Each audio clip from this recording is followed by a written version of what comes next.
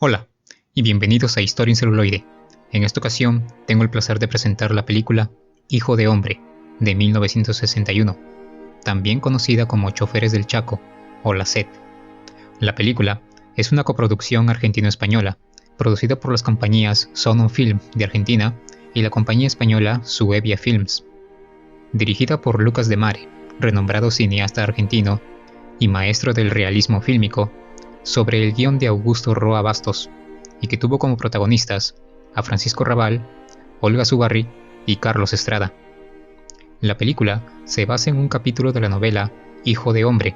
del autor paraguayo Augusto Roa Bastos, que trata sobre la historia reciente de Paraguay, desde 1912 hasta 1936, mientras que el capítulo en que se ambienta la trama del film se desarrolla durante la Guerra del Chaco, conflicto que abarcó de 1932 a 1935 entre las naciones de Bolivia y Paraguay, y que fue el conflicto más sangriento de Sudamérica en el siglo XX, centrándose el film en las peripecias y miseria a causa de la guerra que sufren los hombres comunes forzados a la lucha por la sed y la enfermedad, enalteciendo la labor de los aguateros que terminaron convirtiéndose en parte clave para el esfuerzo de guerra entre ambas naciones. La película, filmada en blanco y negro en los escenarios naturales del Chaco paraguayo, tiene altos niveles de producción y representa un periodo del cine argentino conocido como la generación de los 60s, donde era, junto al cine mexicano, la industria cinematográfica más desarrollada de Latinoamérica. La película comienza en plena Guerra del Chaco. En medio del desierto del Chaco Boreal, una compañía del ejército paraguayo se repliega, mientras su número de soldados va reduciéndose debido a la atrición y la sed, pues hace mucho que se les han agotado las provisiones y el agua. Mientras cavan inútilmente un pozo, un teniente le ordena al sargento Mongelo que regrese a los cuarteles de la división, atravesando líneas enemigas, a solicitar provisiones y la tan ansiada agua en uno de los camiones cisterna del ejército, pues el teniente sabe que solo pueden aguantar 2 o 3 días más. Al llegar a la comandancia, se le asigna al capo Cristóbal Jara para que le acompañe como chofer en la misión, mientras una enfermera llamada Salui le pide a Cristóbal que le deje acompañarlo, pues está enamorada de él, pero él se niega. El poblado es bombardeado por la aviación boliviana, causando muchas bajas entre los soldados y personal del hospital.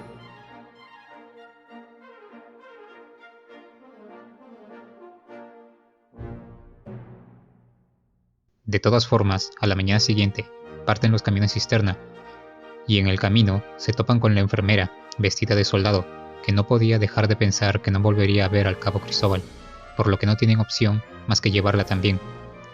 En el camino, sufren un nuevo ataque de un avión boliviano,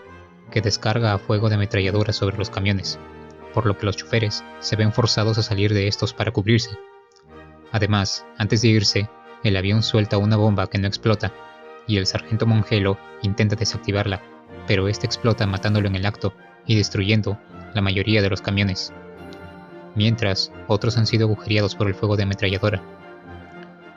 A medio camino, arriban al puesto de una división paraguaya donde soldados también sedientos se aglomeran alrededor de los camiones para beber agua. Con dificultades, se logra restablecer la disciplina para que los soldados formen una fila para tomar un solo vaso por persona. Uno de los soldados llega a pegarse un tiro en la mano para aprovechar la prioridad a los heridos, a lo que su sargento responde insultándole y pateándolo. Los choferes dejan un tanque para el puesto y parten para llevar el resto a la primera línea. En el trayecto, son asaltados por soldados paraguayos amotinados que quieren el agua, por lo que terminan llenando la cisterna de agujeros y estropeando las llantas. Tras beber y llenar sus cantimploras, se marchan, dejando a su suerte a los aguateros. El cabo Cabral es herido en la mano y no tiene más opción que cubrir las llantas con pasto para que puedan correr mientras cubren el trayecto con cuero. Avanzando poco a poco, el camión continúa su periplo. Mientras descansan, en la noche los hombres discuten sobre a quién pertenece el Chaco, la inutilidad del territorio y de la guerra que los hace morir, mientras Cristóbal y Saluri hablan de la vida que solían tener y reconocen los sentimientos que tienen el uno por el otro. Al día siguiente, en medio del trayecto, las ruedas del camión comienzan a quemarse, y un pelotón de soldados bolivianos los divisa, por lo que deciden atacar el camión y hacerse con el agua. El cabo Cabrera, la enfermera y sus hombres son acribillados en el tiroteo, pero Cabrera y Saluy no mueren, mientras los bolivianos disparan a la cisterna para beber más rápido. Pero cuando los bolivianos se disponían a incendiar el camión, Saluy ahuyenta a los bolivianos al lanzarle granadas desde un escondite, haciéndoles creer que los paraguayos les están atacando. El cabo Cabrera, herido de gravedad y con ambas manos inutilizadas, le pide a Saluy que con sus últimas fuerzas amarre con alambres sus manos al volante para hacer llegar el agua que queda a los hombres y completar la misión, a lo que ésta accede. Tras encender el camión, Saluy desfallece y con su último aliento le pide a Cristóbal que siga sin ella y haga llegar el agua. En el frente, el sediento teniente piensa en el suicidio, pero antes contempla a sus hombres arrastrándose en la tierra, desesperados por la sed, por lo que no pudiendo soportar su sufrimiento, toma una ametralladora y les dispara, tras lo cual se dispone a pegarse un tiro en la cabeza, pero entonces ve a lo lejos arribar el camión cisterna del cabo Cabrera, por lo que se acerca a este y comienza a beber del camión. Tras remojar su rostro y su cuerpo en el agua y recuperar sus sentidos, se voltea y grita a sus soldados a que esperan, el agua ha llegado. A lo que se da cuenta que ya los ha fusilado. Tras comprobar que el chofer, el cabo Cabrera, ha muerto, cava una sepultura y luego camina hacia la nada, posiblemente para suicidarse.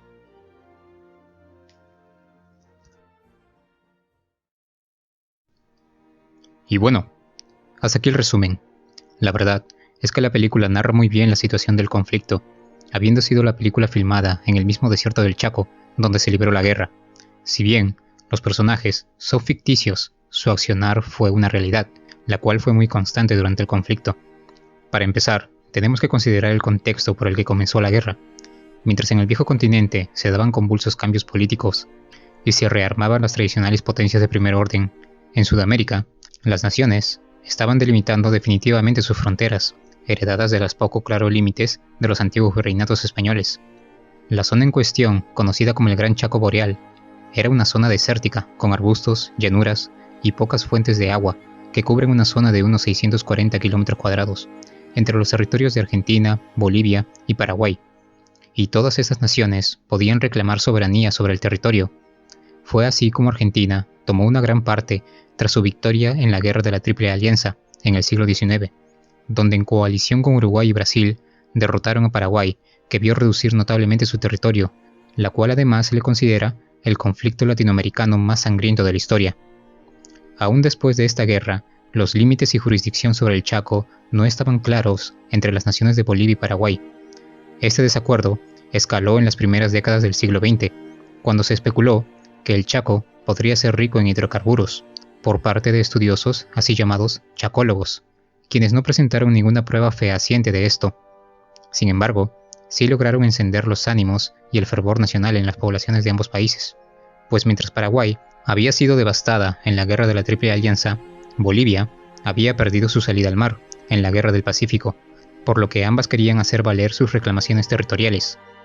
Esto fue aprovechado por los políticos del momento para su propio beneficio, principalmente en Bolivia, donde se declaraba que el Chaco podría abrir una ruta al Río de la Plata y por ende al Atlántico.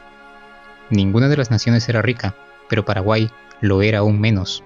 Por otro lado, Bolivia tenía más recursos, mayor población, poseía una fuerza aérea y había comprado armamento mecanizado, incluido tanques Vickers de 6 toneladas,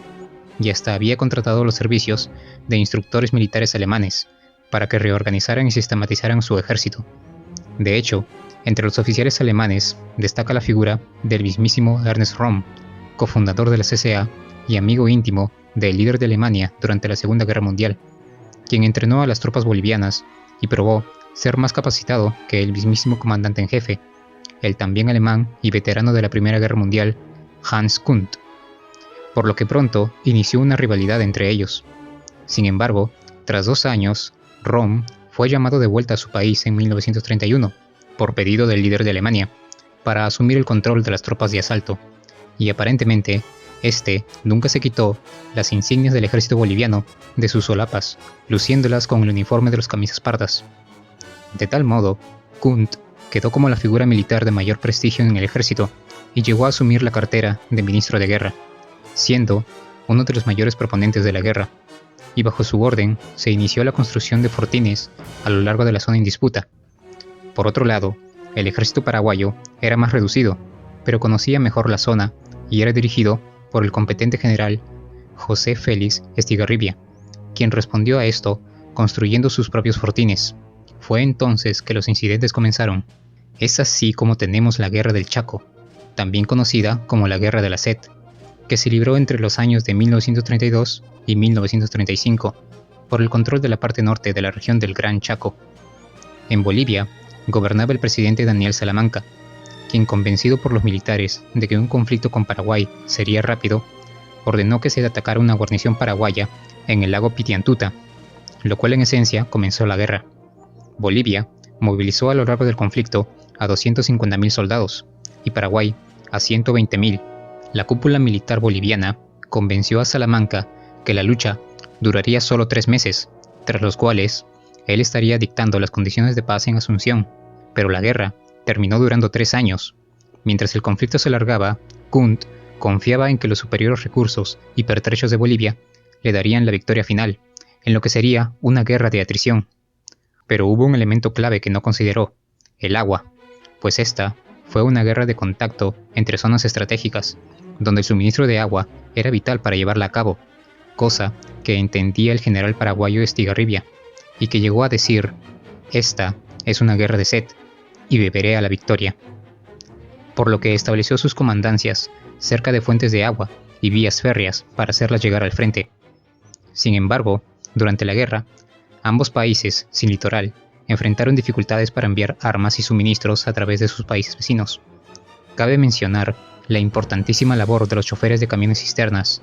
quienes hicieron llegar suministros de agua a las tropas en el frente, aún a través de líneas enemigas. Bolivia enfrentó problemas particulares de comercio exterior, junto con malas comunicaciones internas, además de que las líneas de suministro entre el frente y sus bases logísticas eran muy lejanas. Por otro lado, las estrategias de Hans Kunt, quien dirigía personalmente las tropas, se empeñó en utilizar contra los paraguayos tácticas propias de la Primera Guerra Mundial, consistiendo en guerra de trincheras y ataques frontales en masa, que para entonces ya eran anticuadas, además de negarse a conceder ningún territorio al enemigo, ordenando que sus hombres se atrincheraran en sus fortines, que en realidad tenían poco valor estratégico, sacrificándose por posiciones inútiles en lugar de replegarse. Por otro lado, los paraguayos, bajo Estigarribia, lograron detener el avance boliviano hacia el río Paraguay y destruyendo poderosas divisiones enemigas mediante el uso flexible de técnicas de combate posicional y guerra de guerrillas.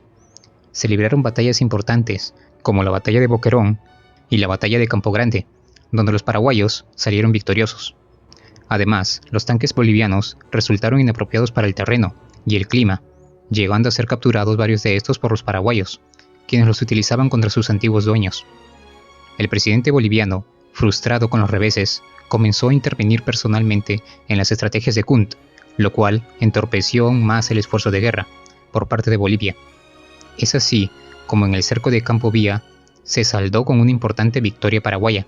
donde Kunt perdió 2 divisiones de casi 8.000 hombres, por lo que Salamanca terminó despidiéndolo del mando, ante lo cual este abandonó el país de vuelta a Alemania, donde se retiraría a la vida privada. Esto, sin embargo, no mejoró la posición de Bolivia, por lo que en 1934 los militares dieron un golpe de estado contra Salamanca, reemplazándolo con José Luis Tejada, su vicepresidente,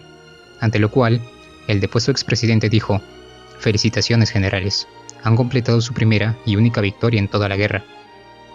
En Paraguay gobernaba el intelectual Eusebio Ayala, quien ponía toda su confianza en el juicio de Estigarribia para dirigir la lucha, además de que logró manejar los recursos para el esfuerzo bélico, logrando también el apoyo material de Argentina, que lo suministró con armas, pertrechos, combustible y, más importante, camiones, pues esta nación no quería que Bolivia tuviese un puerto en el río Paraguay. El plan estratégico sobre la guerra de movimiento de Estigarribia, la importancia de la logística, especialmente del agua, la concentración de fuerza sorpresa, el paso de la defensiva a la ofensiva y el conocimiento profundo del enemigo y el terreno de operaciones fue lo que inclinó la balanza de la guerra en favor de Paraguay. Para 1935, el ejército boliviano solo había sufrido reveses, y tras la batalla del Pozo del Tigre en Gaby, donde un cerco paraguayo amenazaba la zona petrolífera boliviana de Ravelo, motivó un armisticio entre las naciones. Destaca aquí la labor del diplomático argentino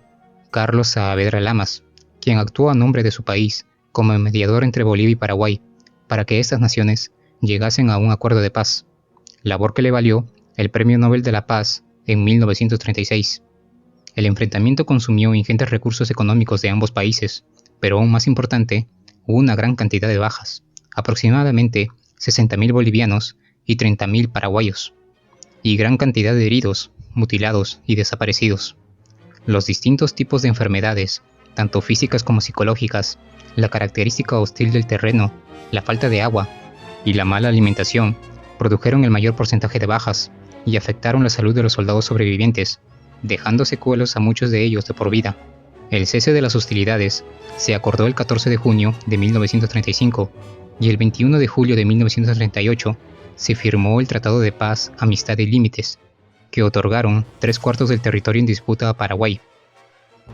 Hoy en día, la guerra se recuerda como un conflicto sin ningún provecho para ninguna de las naciones implicadas, no solo porque resultó que el Chaco no tenía ni una sola gota de petróleo, sino porque se sacrificaron vidas en favor de los intereses de los políticos de turno, pero no se puede negar el valor y coraje de los hombres que atendieron el llamado a servir a su patria, aun cuando esto significase enfrentar a una nación hermana, por lo que hoy son estos soldados anónimos quienes son merecedores de todo recuerdo heroico y reconocimiento por su servicio que puedan darle sus compatriotas el día de hoy. Y bueno, hasta aquí el video. Si sabes algo interesante sobre la película o la guerra del Chaco, házmelo saber en los comentarios. Suscríbete a mi canal si aún no lo has hecho y dale like si te ha gustado. Esto es Historia en Celuloide y hasta el próximo video.